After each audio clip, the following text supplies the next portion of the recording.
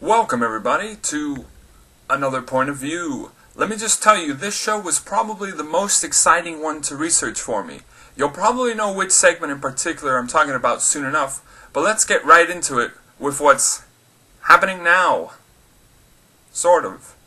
The nature of the subject of today's segment is a little different than usual, by which I mean that in the past I have mainly discussed topics or issues that primarily have economic, geopolitical, regional, or even possibly global ramifications. This topic falls more so under the category of a social issue, so this is slightly more of an opinion piece.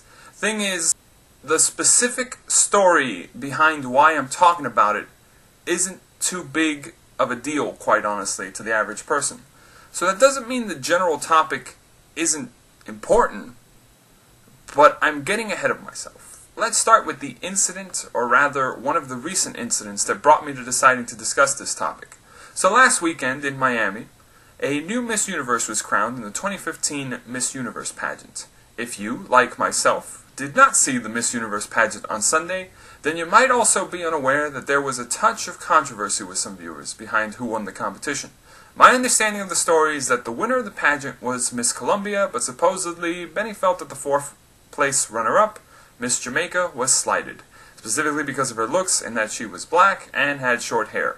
Some have also added that she's also an intelligent woman, and supposedly that played a factor against her, but that's not really what I'm trying to hone in on here. To better give you an idea what topic I'm focusing on, here's a second story that recently came up, also mildly related to this topic. Carl's Jr. and Hardee's, it's a fast food burger place for listeners who are unfamiliar with them, recently came under fire for a 2015 Super Bowl commercial they're planning to show, because it features a female supermodel who is implied to be naked, though you don't actually see anything in the ad. And the criticism is mainly in part due to the sexually suggestive nature they imply in the commercial. So at this point, you're either wondering, what the hell is he talking about? Or you know what I'm talking about. And if you're part of the latter group and still listening, you're either groaning or waiting with anticipation to hear what I say next to decide whether to call me sexist or not. Yes, I'm talking about the objectification of people in advertising and whether it is misleading society's perceptions of beauty and physical attractiveness. So let's just jump right into this and break it down piece by piece on where I stand on this issue. Does sexual objectification occur in some advertising or media? Yes, and not just with females. It happens with males too. Could this type of media affect or encourage society to have a certain outlook on what is generally deemed physically attractive? I'm going to say yeah, from experience and as a guy. Whenever I watch a Bowflex or men's health supplement ad for building muscle and getting ripped, or just getting in incredible shape, every time they pan over to some guy who just looks to be in amazing or in ridiculously great shape.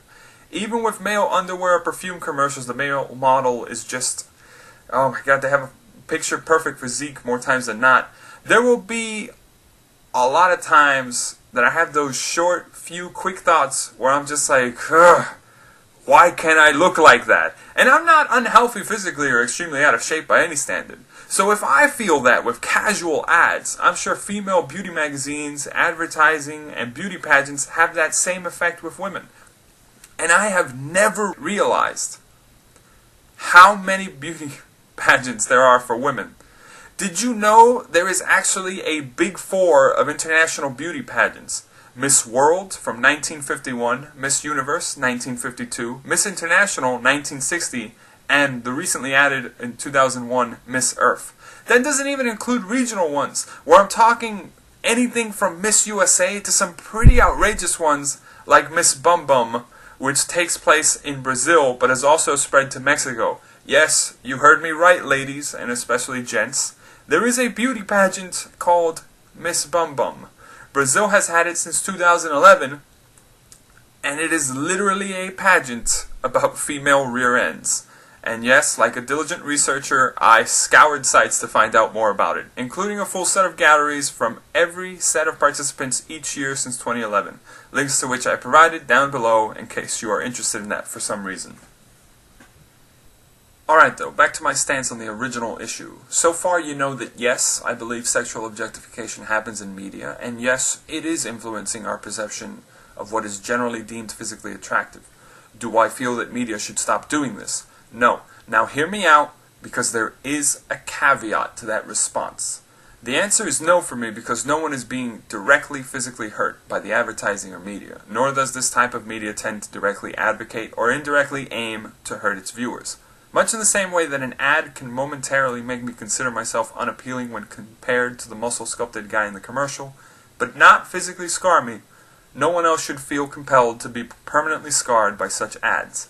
We owe it to ourselves to be comfortable with who we are first and foremost, and to remind our children from a young age to do so as well. Being healthy is more important than being considered attractive. That doesn't mean physical attractiveness is something not to strive for, though. There's no problem having something to strive for. The caveat to the no answer for me is when the look that is portrayed as ideal or physically attractive in media is unrealistically attainable, by which I'm referring to Photoshop or heavy picture alteration, to the extent where the model in the picture hardly looks like the actual person.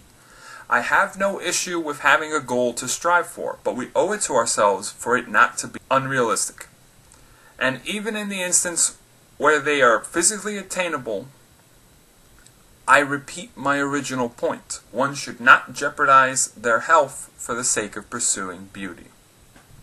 That's why I'm going to end with one last recent story that serves as both a cautionary tale and summarizes what I mean.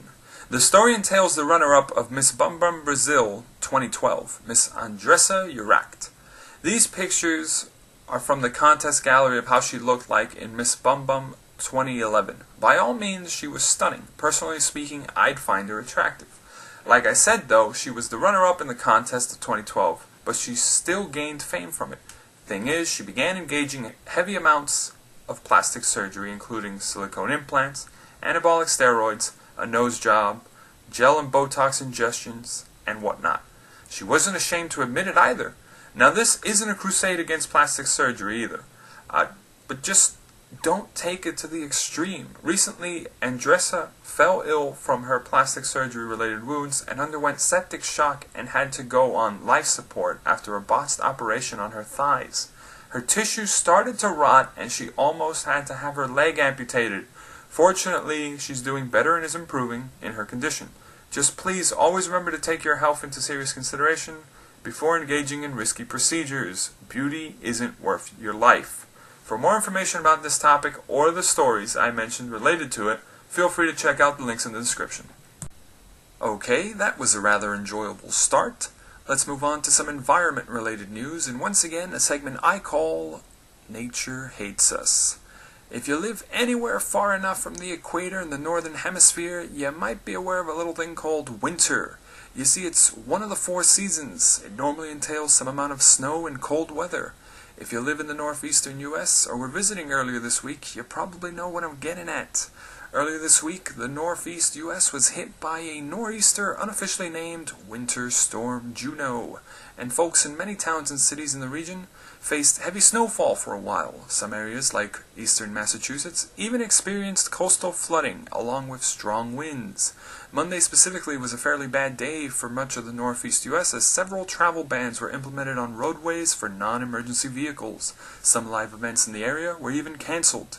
Flights entering and leaving the region were delayed. And for the first time ever, the New York City subway system was shut down due to snow. To some viewers, this might just seem like a huge inconvenience. Well, there's more to it. Thus far, there have been a couple of indirect fatalities attributed to the winter storm. One caused by a young 17-year-old colliding with a light post while snow tubing.